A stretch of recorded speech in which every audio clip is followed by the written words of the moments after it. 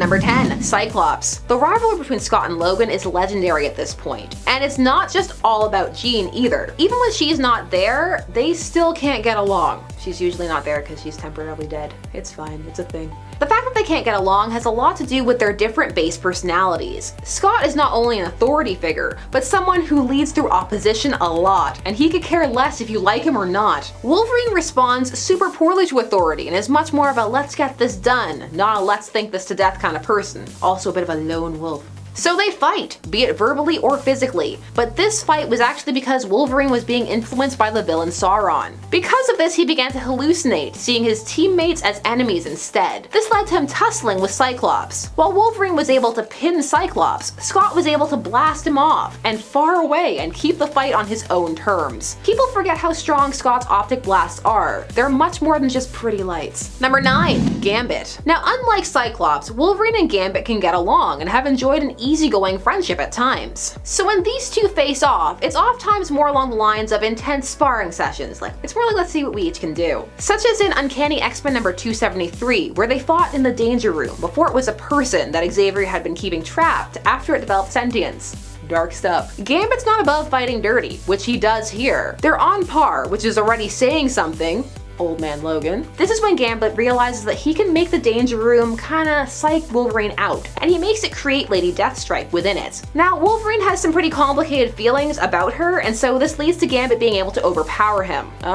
Well played or dirty pool. You decide. Number 8. Beast. That's right, even Dr. Hank McCoy is getting on the action of defeating Wolverine. Though it wasn't by choice. Beast and Wolverine have a pretty good relationship. So this happened while Beast was brainwashed. This occurred in the Here Comes Tomorrow storyline. Beast was taken over by an entity called Sublime. Sublime is a sentient bacterial life form. Sublime finds it difficult to infect mutants, and as a result, there are rumors that he is the cause of the societal hysteria surrounding them. Although, let's be fair, in some cases it's not hysteria. When Sublime had control of Beast, it also harnessed the Phoenix Force within him. And so when Logan went to take him on, Beast was able to negate his healing factor, turning him just into a guy with some enhanced reflexes and adamantium skeleton. Which is still a lot, but not as much as it could be. Beast actually killed him in this encounter, and Jean had to go back in time to ensure the incident never took place in order for him to survive it. Number 7. Storm.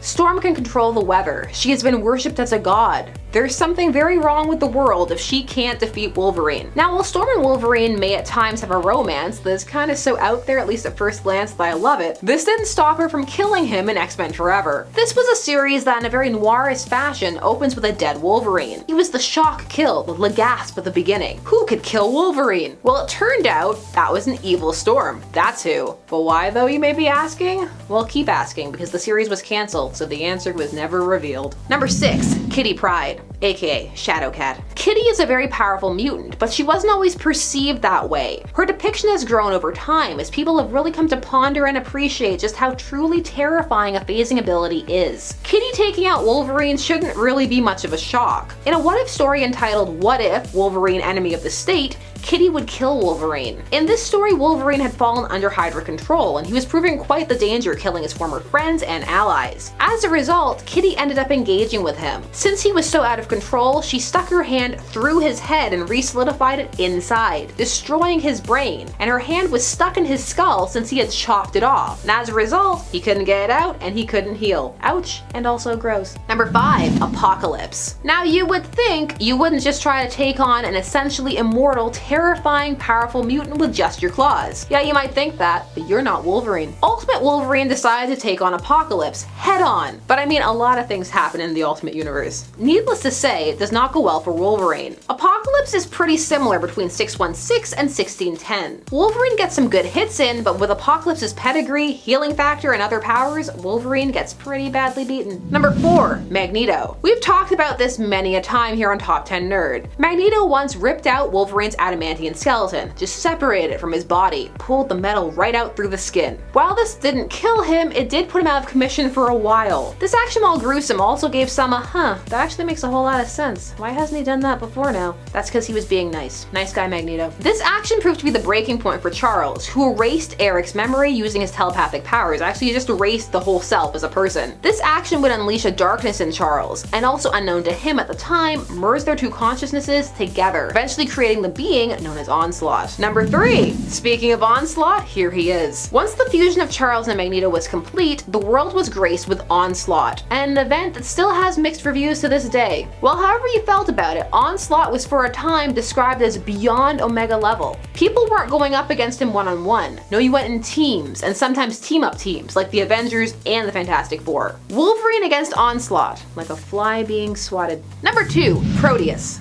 What I'll always remember most about Proteus is Cyclops throwing coffee on Wolverine after. Proteus is the extremely powerful son of Moira McTaggart, too powerful to even boast a conventional physical form. Proteus can bend matter and reality to his will, so the best solution is obviously to take him on head on. Just jump right in there. Both Wolverine and Nightcrawler attempt this, and let's just say it goes horribly, horribly wrong. Proteus just completely unmakes them, warps them, turns them into goo and ooze, then warps the world around them. Wolverine is incredibly shaken by this encounter, for obvious reasons, and it causes Nightcrawler to have a crisis of faith. Cyclops needs Wolverine to fight, so he throws coffee on him. You have to forge your own path as a leader. And number 1, Wolverine. No, I don't mean like his demons or something poetic like that. I mean another time-traveling version of himself. Now, we've had a couple of versions straight up murder each other for the greater good, although some would argue it's always for the greater good because one of these with a zombie, you just gotta really decide. Play it by ear, basically. In the Age of Ultron, which is completely different from the MCU film, no comparison at all, really, Wolverine ended up in a bit of a paradox, leaving the world with 2 Wolverines at the same time. And that's just one Wolverine too many, so one had to go. Wolverine murdered himself actually more than once in this arc, always from behind. I don't know, just there's something about that. Like, come on, look yourself in the eye. In at number 10, Sabretooth. Sabretooth is one of Wolverine's main foes. Both birthed from the Weapon X program, to an extent, the two have clashed numerous times over the years, both on panel and on screen. And while Logan has bested Sabretooth plenty of times, none beats when he straight up decapitated the mutant using the Murasama Blade. Now, the Murasama Blade is a weapon in the Marvel Universe that neutralizes healing powers. Logan used this against Victor Creed to not only slice off his arm, but also to cut off his head. Moving on to number 9, Deadpool. Is Deadpool a mutant? Sometimes he claims to be, sometimes he's not. Regardless of your opinion on this, or what is technically canon, Wade Wilson, also a product of the Weapon X program's experiments, is a very strong foe that has lost to Wolverine in the past. This went down in Cable and Deadpool issue 44, when Wolverine ends up skewering Deadpool to a wall with his claws when the two duke it out at a Hydra base. It's a pretty epic duel, with both heroes doing an impressive job, but turns out that 6 blades are in fact better than 2. Sorry, Deadpool. Up next at 8, Lady Deathstrike. Let's shift from on-panel to on-screen for this number, and take a look at the battle between Lady Deathstrike and Wolverine that occurred in the X2 movie back in the early 2000s. Released in 2003, X2 X-Men United is a film based off of the God Loves, Man Kills graphic novel, with William Stryker leading an assault on the X-Mansion in order to build his own version of Cerebro and cause a mutant genocide. Now, Lady Deathstrike is controlled by Stryker, acting as his bodyguard of sorts, and towards the end of the film, Wolverine and Deathstrike battle. Logan injects her with molten adamantium, and it's not pretty. While he's never murdered her in the comics, Wolverine has fought her plenty of times, with the two of them having quite the complicated history with one another. In at 7, Omega Red. Omega Red is an X-Men supervillain who first debuted in 1992 in X-Men Volume 2, Issue 4. A serial killer in Russia who was captured and then turned over to the KGB, he underwent experiments in an attempt to recreate a super soldier the likes of Captain America, but Soviet. The result was Omega Red, who has carbonadium retractable tentacles that are housed within his arms, a regenerative healing factor, and an ability to absorb others' life forces. He also has super strength, speed, agility, durability, all that jazz, and an ability to secrete pheromones that result in sickness and death. Yikes for that last one. Omega Red is one of Logan's most enduring villains, and once upon a time, Logan straight up murdered him, also using the Murasama Blade. Useful tool. The two fought for nearly 18 hours initially before Omega Red bested Logan, which caused the mutant to go after him out of revenge using the Murasama Blade, stabbing him right through the heart. In at 6, Daken. Nothing like murdering your own son, am I right? Yeah? No? Well, that is actually something Wolverine has done, and his son Daken was no pushover either. Daken was not raised by Wolverine, but instead by Romulus, and has all the powers and strengths of Daddy Dearest, but with zero moral code. The two eventually duke it out, with Logan feeling the need to end his son in order to prevent any more harm, but it's not easy for him. And as he kills his offspring, his mind ventures into happier fantasies, which is really, really tragic. Like watching his son go to prom, and family moments like sitting around a campfire roasting marshmallows. Oh, I can't. The reality is much harsher. He drowns Daken with the young man dying in his arms. Up next at 5, all of the X-Men. From Old Man Logan. This one is a little dark, as if drowning his own son wasn't. So once upon a time in the Old Man Logan series that takes place in the alternate universe of Earth 807128, the world's supervillains took over, largely slaughtering most of the superheroes on the planet. And in the process of this conflict, Mysterio created an illusion to trick Logan into thinking that the X-Men were actually villains, luring him into battle and ultimately resulting in him unintentionally slaughtering all of them. After the illusion was lifted, Logan was filled with grief, ran into the woods, and tried to commit suicide. When that failed, he swore to never pop his claws again, leaving his past life behind. While the X-Men definitely weren't expecting to be taken out by a fellow teammate, it does go to show how strong Wolverine is if he was able to kill all of them. I mean, sure, he had the element of surprise, but it's not like he didn't have any resistance from them whatsoever in battle. On the flip side of that, let's move on to number 4. All of the villains. In Horsemen of War, we see a reverse of our previous number. Rather than killing all of his teammates, Logan takes on every single villain of the X-Men's and kills them. Homicide, it's a common theme on this list. This is a product of a what-if story in which the hypothetical explored is what if Wolverine was transformed into a Horseman of War by Apocalypse. The answer is pretty dark. Wolverine becomes the ultimate threat, not only killing Apocalypse himself, but going on a murderous spree in which he knocks off every known criminal and villain. His victims include Magneto, Mr. Sinister, Sabretooth, Mystique, Juggernaut, and more. Because of this massacre, the rest of the world got so concerned that governments actually started to hunt him down. But they didn't need to be that concerned after all. After completing his goal, Wolverine ended up going into hiding, becoming a monk at a monastery under the name of Brother Xavier. Next up at number 3, himself. There's no greater battle than the one you have with yourself. Or at least, you can expect it to be one hell of a tough one if you're as strong as Wolverine is. The 616 Wolverine fought an alternate version of himself from Earth 61112, the Age of Ultron timeline. Now in that future timeline, Ultron has taken over the world, and Wolverine, along with Sue Storm, is sent back to kill Hank Pym to prevent it.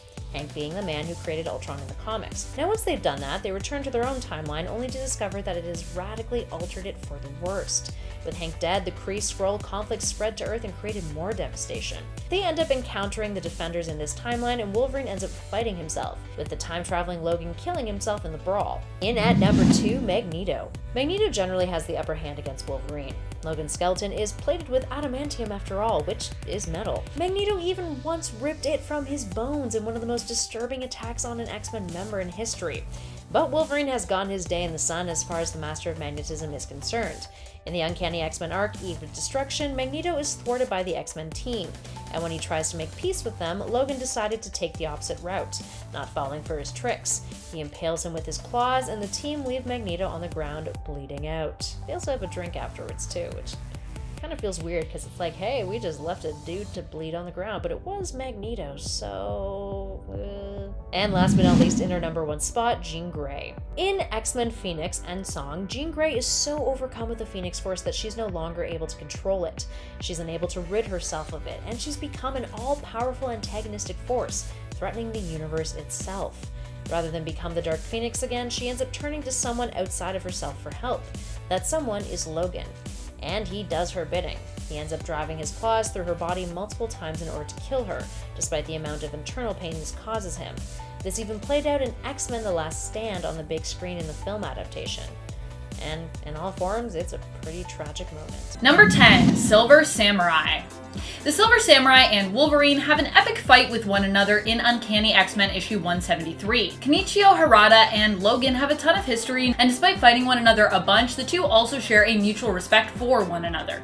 Their fight lasts 3 honestly beautiful pages. Despite Silver Samurai's ability to charge his sword using tachyon energy, making it strong enough to cut through almost anything, his sword remains no match for Wolverine's adamantium claws. Logan ends up victorious after he breaks Harada's arm, forcing the Silver Samurai to be at his mercy. In fact, he would have been killed if not for the interference of Mariko, the Silver Samurai's half-sister, and later, Viper. Number 9, the Mongrels. While we may have talked about Wolverine's famous son, Daken, on the first part of this list, we have yet to highlight how brutally Wolverine beat 5 of his other kids, who were actually originally rounded up by Daken himself. initially. The Mongrels consist of Sophist, Shadowstalker, Cannonfoot, Fire Knives, and are led by Gunhawk. Wow, those are some names.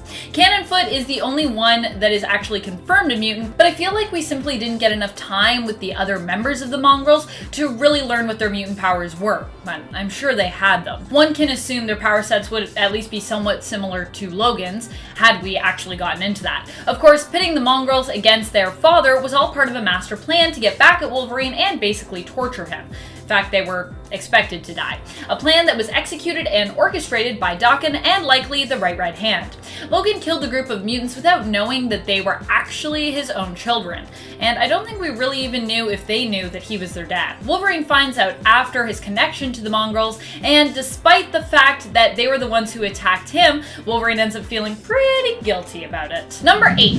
NORTHSTAR. When Wolverine found himself being brainwashed and basically mind controlled by the Hand, he was sent on a mission to prove himself by eliminating Kitty Pryde. While attempting to pounce on her, claws drawn, Kitty phased, causing Logan to go through her, and his claws thereby to go through the mutant behind her, NORTHSTAR. Ouch, poor Jean-Paul. He got beaten just being a bystander. He wasn't even a target in this one. You know it's impressive when Logan can take out a pretty powerful mutant just by accidentally taking them out. Number 7. John Howlett Jr. John is Wolverine's brother in an alternate universe and comes from the series Wolverine: The End, which takes place on Earth 4011. His power set is similar to his brother James Howlett and includes a regenerative healing factor. He is known by the aliases Kitsunebi, White Ghost, and X. Wolverine was forced to fight John when it was revealed that he had a plot to take over Las Vegas. Both were relatively old at this point, and following an electric explosion during a fight, Wolverine accidentally stabbed John through the chest, fatally wounding him. John's healing factor was too slow and worn down at this point to allow him to regenerate his organs in time. John forgave Wolverine as he lay dying and confessed that he was glad that it had ended this way, and he was actually really proud of his brother. Aww. Sad. I love when people are in the middle of a fight and then they reconcile everything as they're dying. This all could have been resolved if you had a conversation about how much you loved each other. Number 6. The Vaporizer. In the Ultimate Universe, Wolverine was sent to take out a nameless teenage mutant who has the power to vaporize any living tissue in his vicinity in issue number 41 of Ultimate X-Men. This mutant's powers were so powerful and uncontrollable that the boy found himself vaporizing a whole town of people without even completely realizing that he was doing it. He killed over 250 people by accident. Wolverine finds him hiding in a cave and has a talk with him about the risk that he poses to both humans and mutants alike. This mutant doesn't just lose to Wolverine, he surrenders. Despite how powerful the young boy was, this non-battle proved that sometimes all one needs to defeat an enemy is a 6-pack of beer and a brutally honest conversation. Number 5. Mystique. While Mystique might not be strong in the traditional sense, she is a very powerful mutant. Her shape-shifting abilities allow her to pull off all kinds of tricks, both in and out of combat, and she is insanely wily as a result. Wolverine was sent to track Mystique down and take her out by Cyclops. In issue 65 of Wolverine Volume 3, we see these two have a final showdown in the desert. Mystique actually manages to put up a pretty good fight in this comic, using guns and grenades to hold Wolverine at bay, but eventually she succumbs to too many stab wounds during their fight.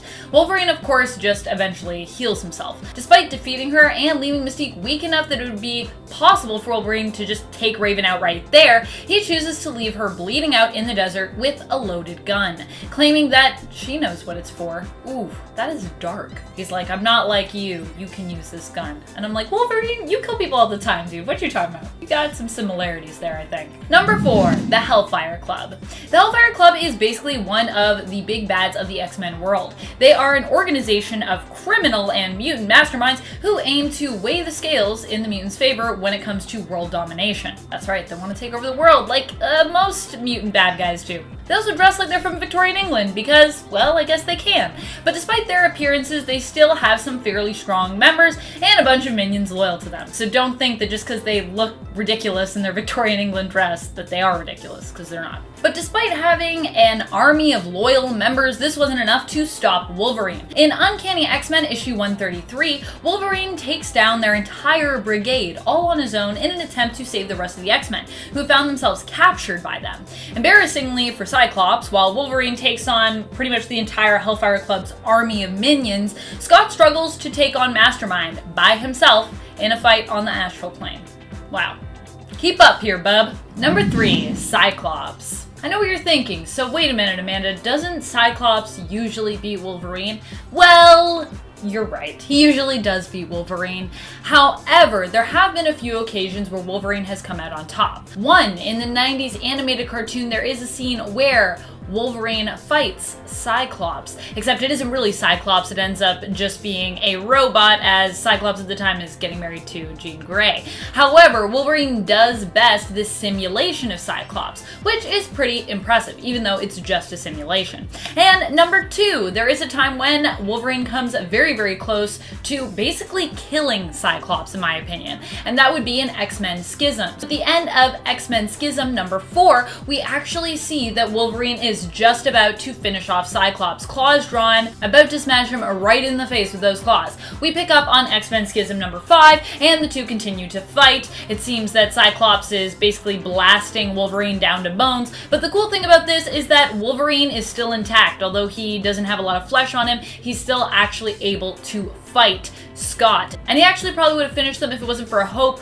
coming in and defending them from the Sentinel that's about to basically, well, kill both of them at that point. Still, if they'd continued, I'm telling you, those claws would have gone right into Cyclops' eyes, right into his head, and he'd be dead. Number 2, Gorgon. These two faced off in Wolverine Volume 3, Issue 31 during the Enemy of the State story arc. Gorgon is known for being a fearsome villain who can, as his codename implies, turn enemies to stone with one simple glance. In fact, Gorgon has actually successfully killed Wolverine before. That's just how even of a match he and Wolverine are. He then had Wolverine resurrected and brainwashed him so that he might use him as his own assassin, turning him against his friends and colleagues in the hero community. In the end, though, Wolverine got him back, and he got him back good. During their fight in issue 31, Wolverine seems to take a page out of Perseus's book. He defeats Gorgon using his own claws to reflect his own gaze back unto himself, turning Gorgon into stone before shattering him into a million pieces. Number 1, X-24. We gotta occasionally go cinematic when talking about Wolverine, and though we've already talked about Wolverine vs. Wolverine on the part 1 of this list, that was an alternate version of Wolverine himself in the comics, and this is a cloned, younger, more durable version of him from the same universe in the film Logan. Geez, I love this film. If you have time to rewatch this film, go do it, it's so good. Wolverine takes on X-24 more than once in the film, and although he has help in defeating him, regardless, it's still a fight worth mentioning, as X-24 was stated by Hugh Jackman to be like Wolverine, but in a permanent berserker rage, which is terrifying. That's like an unstoppable version of Wolverine, but he stopped it. It's also impressive to see an old and rundown Logan even manage to take on X-24,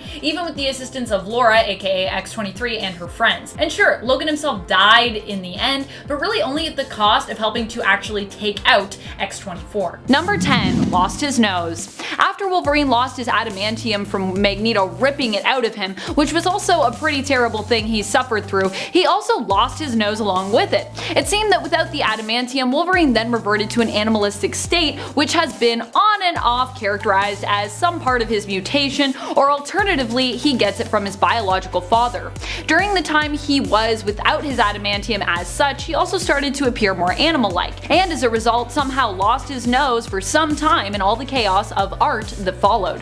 Though thankfully, Logan would eventually get his nose and his adamantium returned him once again. Number 9, possessed by the Black Blade. The Black Blade was forged by a man named Muramasa himself, a legendary sword master who built the blade using a part of his soul. Known for being a madman, the fragment of his soul would live on and possess whosoever wielded it, making them also mad and in essence bloodthirsty. We saw this happen to Jessica Drew in the 1989 Wolverine series, and then saw Wolverine manage to save Jessica when he himself took the blade from her. He thought this would kill her, but instead the soul of Muramasa within the Black Blade merged with Wolverine's, seeing him as a kind of kindred spirit of sorts. Wolverine then found himself possessed, and during this time almost killed Jessica Drew and the Silver Samurai as a result. Fortunately, Unfortunately, he managed to assert his own will and reject the Black Blade's influence in the end, but being possessed is of course never fun, although I don't think he would have been too beat up if he had ended up killing the Silver Samurai while possessed. Number 8. His wolf family getting murdered. Wolverine has more origins than I have fingers. One such origin tale for him allows us to see him living with wolves, retreating to the wilderness after suffering a great trauma. The pack he lives with has become his family, and he takes great pride in taking care of his family and their newest cubs. However, Wolverine's curiosity one day gets the better of him when he and his pack run into the White Bear, a mysterious and uncommon sight for them. Wolverine senses the bear is out of place and tries to help it by leaving it gifts of food. Unfortunately, he seems to be unable to help it, until the bear one day manages to follow the scent of Wolverine's pack, tracking them down and slaughtering them. Wolverine returns home to find his family killed and devoured by the bear. With a mix of emotion, Logan himself strikes out and kills the bear, falling himself but recovering after a short while. Poor Wolverine can't even have a wolf family in the comics without some tragedy coming along and ruining it. Number 7. Forgot who he was. The amount of times that Wolverine has had his memories blocked, altered, and experienced amnesia is numerous. If you go back to some of his early years in the comic, he even seems to be somewhat lost in terms of really knowing who he is or why he is the way he is. In Claremont's Wolverine run from 1989, Wolverine even seems to have very little idea of what his early life was like. At this point, he even seems to believe that his claws are completely made of adamantium, and that they were even implanted inside him and are not actually part of his mutant powers, but he doesn't seem to recall who implanted these claws or why. Later on, we learned that Weapon X was responsible for the adamantium that was fused and coating his skeleton, and that his claws underneath were actually made of bone. We'd also learned that these bone claws were part of his mutation, and not created in some lab like he'd originally believed. Due to the amount of times his brain has been tampered with and his unique healing factor, Wolverine on a regular basis seems to forget various things about his past. His mind is constantly foggy when it comes to what he has done and even sometimes who he is. Number 6. Entire family was murdered in the Old Man Logan story. Logan actually manages to settle down and start a family with a woman named Maureen in the Apocalypse. Together they have 2 children, Jade and Scotty, likely named after Logan's old friend and sometimes rival, Cyclops aka Scott Summers. Unfortunately, when Logan is forced to go on a mission to earn rent sooner and in a higher sum than expected by the Hulk gang, he returns on time, in fact earlier than that, only to find that the Hulk gang got bored and murdered his entire family anyways. His 2 kids and Maureen are all dead. Logan gets his revenge, of course. Tragically though, it does nothing to bring back that which he has lost. Number 5. Forced to kill Jean Grey. Multiple times too. Of course, Wolverine usually only kills Jeannie to spare her pain, but he also has a tendency to stab her and others that he cares for right through the gut, so not sure how much pain he's really sparing her there. In fact, I feel like, as someone who wields a sword, if you really want to hurt them, you usually stab them to the gut. Just saying. Wolverine has been asked to kill Jean multiple times. One time he was asked to kill her an innumerable amount of times all in one go, when she believed her deaths would weaken the Phoenix Force, and so asked Logan to kill her on repeat for goodness knows how long. Of course, as we've seen in the newest Wolverine series, when once again Logan kills Jean, this time not on purpose, it hurts Wolverine to have to do this. He doesn't like to hurt the ones he loves, yet he often feels as though this is a cycle that will never end, which is also why he tends to keep to himself more often than not, because he doesn't want to risk hurting those who get close to him. Aww. Number 4. Sent to Hell. The Red Right Hand and Mystique were the ones responsible for this plot. Mystique lured Wolverine into a ritualistic circle where his soul was then sent to Hell. Wolverine's soul was not only tormented, but his body actually became the host for a demon, being known as Wolverine on Earth, an entity who sought to destroy everyone Logan had ever cared about. In Hell, Logan had to face the ghosts of his past. Mariko, who was herself in Hell, was even ordered and forced into torturing Logan. She ended up in Hell due to the fact that she was the head of the criminal Yoshida family. Yikes. Number 3. Forced to kill Daken. While Daken has definitely earned his father's ire, the truth is Wolverine has never wanted to kill his son. Not really. Despite the fact that Daken has attempted to kill and has effectively tortured Wolverine for years in the comics, Wolverine struggled to accept the fact that he had to end Daken's life when the time came. Later on, it was revealed that although it had been Wolverine's choice to kill Daken, drowning him in a puddle, which actually ended up being a much more emotional moment in the comics than it sounds, it had actually all been part of Sabretooth's plot to torment his nemesis, Wolverine. Sabretooth had manipulated Daken knowing that Wolverine would be forced to kill him. Number 2. Murdering his kids. If you think killing Daken was bad, keep in mind that it wasn't as bad as this next point. Wolverine was manipulated into facing and killing his own children by his own son Daken himself. Daken had been working with the Red Right Hand, an organization focused on destroying Wolverine's life due to their common hatred of the hero. Daken, working in collaboration, brought a team known as the MONGRELS together, which was comprised of Wolverine's as yet unknown children. They would remain unknown too, as Wolverine was forced to kill them when the MONGRELS attacked him and refused to stand down. It was only after they were all dead that it was revealed to him that the team was entirely made up of his own flesh and blood. His own kids! Shocked and traumatized at this discovery, Logan knew he could never make amends, but took it upon himself to at least give them a decent burial. Number 1. Manipulated into murdering all of the X-Men. In the alternate future belonging to the Old Man Logan universe of Earth 807128, Wolverine has seen and experienced some of the worst things ever. This alternate version of Logan no longer goes by the name Wolverine in that future. That's because he was the one responsible for murdering the entire X-Men team, and all the students residing at the X-Mansion. But it wasn't his fault. Wolverine at the time was manipulated into doing so by Mysterio, who created an illusion that made Wolverine see everyone in the mansion as a villain and an intruder. The illusion faded away only after Logan had killed everyone, with it being revealed that his last opponent, whom he thought was Bullseye, had really been one of his closest allies, Mutant Jubilee. Sad.